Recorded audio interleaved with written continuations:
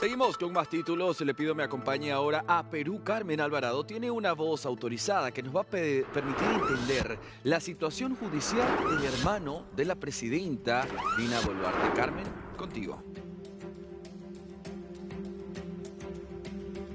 Hola Andy, reconectamos nuevamente. Continúa la audiencia de esta solicitud de prisión preventiva de 36 meses contra el hermano de mandataria y también contra otros involucrados. Y por eso me encuentro en estos momentos con el abogado Andy Carrión, una voz más que autorizada para poder entender, porque siempre cuando hablamos de política tenemos que tener un abogado de cabecera y de la mano, porque lo que se viene es un largo camino. ¿Y por qué digo esto? Para evitar confusiones, Andy, esto no es una sentencia, no es una condena, es una solicitud de prisión preventiva de 36 meses.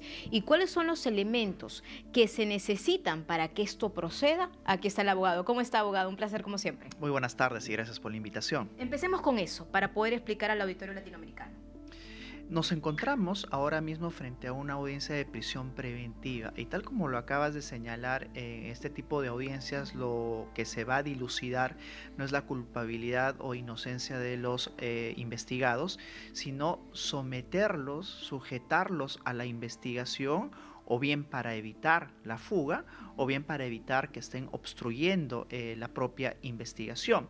Y eso es lo que finalmente se va a decidir luego de las alegaciones, no solamente por parte de la Fiscalía, sino además y sobre todo, diría yo, las alegaciones por parte de las defensas, porque van a tener ellos que argumentar por qué esta investigación ellos pueden afrontarla en libertad. Perfecto. Ahora, la novedad del día es que también el Ministerio Público ha solicitado al Poder Judicial un control difuso, es decir, que no se aplique esta ley de crimen organizado que fue aprobado recientemente por el Congreso de la República. ¿Qué significa esto? El Congreso de la República hace unos pocos días ha aprobado una nueva norma relativa al crimen organizado, que en rigor ha elevado la valla para calificar a una organización como crimen organizado o no. Sin embargo, este caso, así denominado Guayquis en la sombra, se estaba investigando bajo la norma previa. Y lo que han pedido por ahora los fiscales es de que en este caso en específico el juez que está dilucidando la audiencia de prisión preventiva deje de aplicar esta reforma normativa y prefiera la anterior en atención a que la Constitución estaría por encima de ello. Sin embargo, también lo que van a solicitar oportunamente los abogados de los investigados es de que se prefiera la norma, porque la norma ya ha sido publicada y por tanto lo que ellos van a esgrimir es de que ya no se configuraría una organización criminal porque los estándares son mucho más elevados. Entonces se podría caer el caso. Quizás si el juez lo decide o aplica lo que está solicitando la defensa también, bueno, en este caso que está pidiendo la Fiscalía ese control difuso, que no se puede aplicar, pero claro, la defensa evidentemente va a hacer lo que usted dice. No necesariamente se cae el caso porque uno de los delitos que vienen investigándose y el más grave de ellos es evidentemente el delito de organización criminal, pero existen otros delitos que también están en curso dentro de estas investigaciones, como el delito, por ejemplo, de cohecho, el delito de tráfico de influencias, entre otros, que son también graves, pero no tanto como el de organización criminal.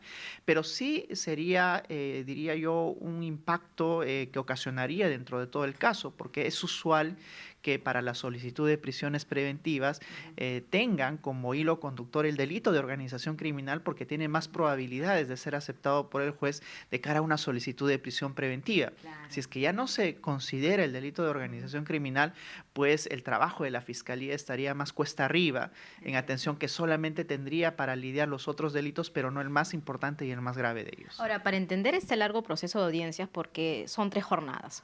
Ayer nosotros estuvimos en los exteriores de la Corte Superior Penal, ahí en el centro de Lima. Hoy es una segunda jornada donde se esperaba también los alegatos que continúen por parte del Ministerio Público, pero también de la defensa. Mañana seguramente vamos a ver con más contundencia la defensa de los 5 involucrados, pero la pregunta también en cuanto a los delitos, si es que se da esta prisión preventiva de 36 meses y luego se entra a juicio, estos delitos de crimen organizado, tráfico de influencias y el otro adicional que usted también ha mencionado, es decir, ¿cuántos sumarían en pena, en cárcel?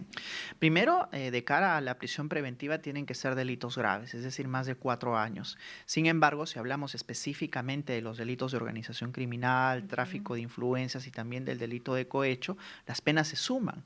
Podríamos estar hablando de penas que podrían llegar hasta los 25 años de prisión. Sin embargo, todo depende también ahora de la aplicación de esta nueva norma que rige a las organizaciones criminales, porque de aceptar este parámetro más alto, esta valla más alta, pues ya estaríamos excluyendo de la imputación el delito más grave.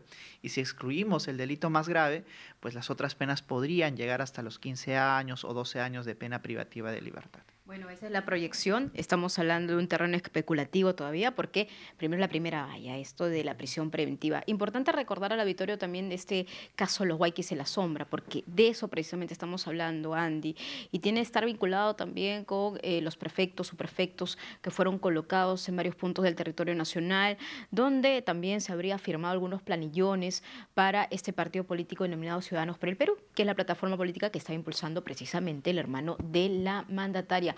Es un largo camino el que se viene judicialmente para él. Es un largo camino porque ahora solamente estamos frente a un pedido de prisión preventiva que implica que, pasados a una segunda etapa, la Fiscalía intente sujetar a los investigados al proceso. Pero todavía queda mucho trecho por recorrer porque estaríamos ante la etapa de una formalización, luego vendría el control de acusación y yo creo que hasta obtener una eventual sentencia, sea absolutoria o sea condenatoria, en este caso podrían transcurrir todavía 3 a 4 años. Correcto. Mi última pregunta, simplemente como dato clave. Mañana se ha estipulado la última jornada. Esto nos lleva a dos caminos, o puede ser una lectura rápida, es decir, que mañana tengamos la resolución de la prisión preventiva, o también cuál es el otro escenario. Eso depende del grado del convencimiento al que haya arribado el propio juez, porque si para el juez ya el caso es seguro y en efecto ha arribado a la conclusión de que amerita, por ejemplo, la imposición de la prisión preventiva, pues puede señalar que en el mismo día se proceda a la lectura de la resolución.